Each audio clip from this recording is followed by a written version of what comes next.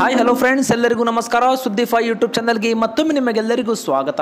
ಗೆಳೆಯರಿ, ನೀವು ಕೂಡ ಕಿಸಾನ್ ಸಮ್ಮಾನ್ ಯೋಜನೆಯ 20ನೇ ಕಂತಿಗೆ ವೇಟ್ ಮಾಡ್ತಾ ಇದ್ರೆ ಈ ಒಂದು ವಿಡಿಯೋ ನಿಮಗಾಗಿ. ಈ ಒಂದು ವಿಡಿಯೋದಲ್ಲಿ ನಿಮಗೋಸ್ಕರ ಗುಡ್ ನ್ಯೂಸ್ ಅನ್ನು ತೆಗೆದುಕೊಂಡು ಬಂದಿದ್ದೇನೆ ಫ್ರೆಂಡ್ಸ್.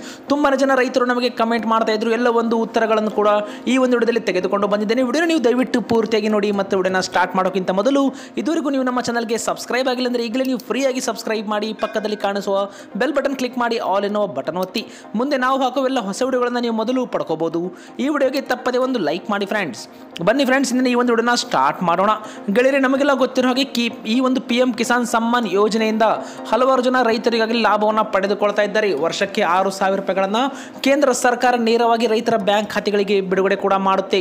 ನೀವು ಕೂಡ ಇಂಥ ಒಂದು ಯೋಜನೆಯಲ್ಲಿ 19 ಕಂತುಗಳನ್ನು ಪಡೆದುಕೊಂಡಿದ್ದರೆ ನಮಗೆ ಎಸ್ ಅಥವಾ ನೋ ಎನ್ನುವ ಮೂಲಕ ಒಂದು ಕಮೆಂಟ್ ಮಾಡಿ. ಇನ್ನು ಇದೇ ರೀತಿ ಹಲವಾರು ಜನ ರೈತರು ನಮಗೆ ಕಮೆಂಟ್ ಮಾಡ್ತಾ ಇದ್ದಾರೆ, ಮುಂದಿನ ಕಂತು ಯಾವಾಗ ಅಂತ. ಹೌದು ಗೆಳೆಯರೆ, ಇದೇ ಕುರಿತಂತೆ ನಾನು ಹಲವಾರು ಒಂದು ಮಾಹಿತಿಗಳನ್ನು ನೋಡಿದ ಬಳಿಕ ಈಗ ಕೆಲವೊಂದು ಮಾಹಿತಿ ಕೂಡ ನಮಗೆ ಇಲ್ಲಿ ಬರ್ತಾ ಇದೆ.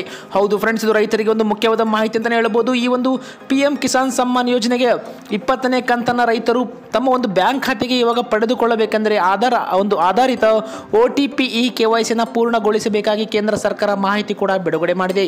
ಹೌದು ಫ್ರೆಂಡ್ಸ್, PM ಕಿಸಾನ್ ಸಮ್ಮಾನ್ ನಿಧಿ ಯೋಜನೆಯ 20ನೇ ಕಂತು ಜೂನ್ ಕೊನೆಯ ವಾರ ಅಥವಾ ಜುಲೈನ ಮೊದಲನೇ ವಾರದ ಒಳಗೆ ಅರ್ಹ ರೈತರ ಖಾತೆಗೆ ಜಮಾ ಆಗುವ ಸಾಧ್ಯತೆ ಇದೆ ಎಂದು ಕೂಡ ಇವಾಗ ಮಾಹಿತಿ ಬರ್ತಾ ಇದೆ. ಹೌದು ಫ್ರೆಂಡ್ಸ್, ಇದೇ ಒಂದು ಕೊನೆಯ ವಾರದಲ್ಲಿ, ಜೂನ್ ತಿಂಗಳ ಕೊನೆಯ ವಾರ ಅಥವಾ ಜುಲೈನ ಮೊದಲನೇ ವಾರದಲ್ಲಿ ಅರ್ಹ ರೈತರಿಗೆ ಮಾತ್ರ. ಅರ್ಹ ರೈತರಂದ್ರೆ ಯಾರು ಗೆಳೆಯರಲ್ಲಿ? ರೈತರಿಗೆ ಒಂದು ಮುಖ್ಯವಾದ ಮಾಹಿತಿ ಏನೆಂದರೆ KYC ಇಲ್ಲದ ರೈತರು ಅರ್ಹ ಇರೋದಿಲ್ಲ. ಹೌದು ಫ್ರೆಂಡ್ಸ್, ನೀವೇನಾದರೂ KYCನ ಮಾಡಿಸಿಲ್ಲ ಅಂದರೆ ಈ ಒಂದು ಹಣ ನಿಮ್ಮ ಒಂದು ಬ್ಯಾಂಕ್ ಖಾತೆಗೆ ತಲುಪೋದಿಲ್ಲ ಅಂತಲೇ ಹೇಳ್ಬೋದು. ನೀವು ಶೀಘ್ರವೇ ನಿಮ್ಮ ಒಂದು KYCನ ಮಾಡಿಸುವುದು ಕಡ್ಡಾಯವಾಗಿದೆ. ಮತ್ತು ಈ ಒಂದು ಹಣ ನಿಮ್ಮ ಒಂದು ಬ್ಯಾಂಕ್ ಖಾತೆಗೆ ಪಡೆದುಕೊಳ್ಳಬೇಕೆಂದರೆ ಶೀಘ್ರವೇ ನೀವು ನಿಮ್ಮ ಒಂದು ಆಧಾರ್ OTP ಒಂದು ಆಧಾರಿತ KYCಯನ್ನು ಮಾಡಿಸಿಕೊಳ್ಳಬೇಕು. ಹೌದು ಫ್ರೆಂಡ್ಸ್, ಈಗಾಗಲೇ ಕೇಂದ್ರ ಸರ್ಕಾರ ಇದರ ಕುರಿತಂತೆ ಸ್ಪಷ್ಟನೆ ಕೂಡ ನೀಡಿದೆ.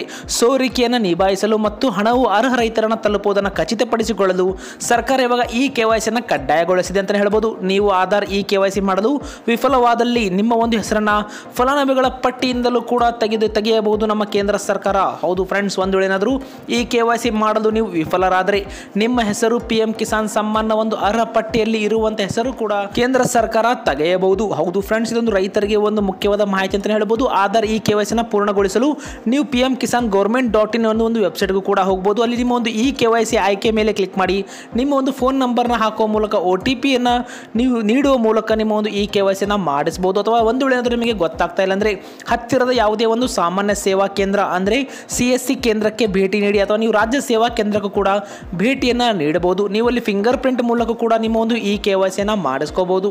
ಹೌದು ಫ್ರೆಂಡ್ಸ್, ಎಲ್ಲ ಒಂದು ಹಳ್ಳಿಗಳಲ್ಲಿ ಈಗಾಗಲೇ ಸಾಮಾನ್ಯ ಸೇವಾ ಕೇಂದ್ರ ಆಗಿರ್ಬೋದು, ಗ್ರಾಮೋನ್ ಕೇಂದ್ರ, ಈ ರೀತಿ ಹಲವಾರು ಒಂದು ಕೇಂದ್ರಗಳನ್ನು ನೀವು ನೋಡಿರ್ತೀರಿ. ಅಲ್ಲಿಗೆ ಹೋಗಿ ನೀವು ಈ ಒಂದು PM ಕಿಸಾನ್ ಸಮ್ಮಾನ್ ಯೋಜನೆಗೆ KYCನ ಮಾಡಿಸಿದ ಬಳಿಕವೇ ಮುಂದಿನ 20ನೇ ಕಂತು ನಿಮ್ಮ ಒಂದು ಬ್ಯಾಂಕ್ ಖಾತೆಗೆ ತಲುಪುತ್ತೆ. ಇದೊಂದು ರೈತರಿಗೆ ಬಂದಿರುವ ಮುಖ್ಯವಾದ ಮಾಹಿತಿ ಕೂಡ ಆಗಿದೆ ಫ್ರೆಂಡ್ಸ್. ಹಾಗಾಗಿ ಎಲ್ಲ ಒಂದು ರೈತ ಬಾಂಧವರಿಗೆ ವಿಡಿಯೋನ ನೀವು ಮರೆಯದೆ ಶೇರ್ ಮಾಡಿ, ಅವ್ರಿಗೂ ಕೂಡ ಈ ಒಂದು ಮಾಹಿತಿಯನ್ನು ತಲುಪಿಸಿ ಮತ್ತು ಮುಂದಿನ ಒಂದು ಕಂತನ್ನು ಪಡೆಯಲು ಅವ್ರಿಗೂ ಕೂಡ ನೀವು ಅನುಕೂಲ ಮಾಡಿಕೊಡಿ. ಹಾಗಾಗಿ ವಿಡಿಯೋಗೆ ಲೈಕ್ ಮಾಡಿ ಮತ್ತು ರೈತ ಬಾಂಧವರಿಗೆ ಮರೆಯದೆ ಶೇರ್ ಮಾಡಿ. ಇಂಥದೇ ಒಂದು ವಿಡಿಯೋಗಳಿಗೋಸ್ಕರ ನಮ್ಮ ಚಾನಲ್ಗೆ ಈಗಲೇ ಫ್ರೀಯಾಗಿ ಸಬ್ಸ್ಕ್ರೈಬ್ ಮಾಡಿ.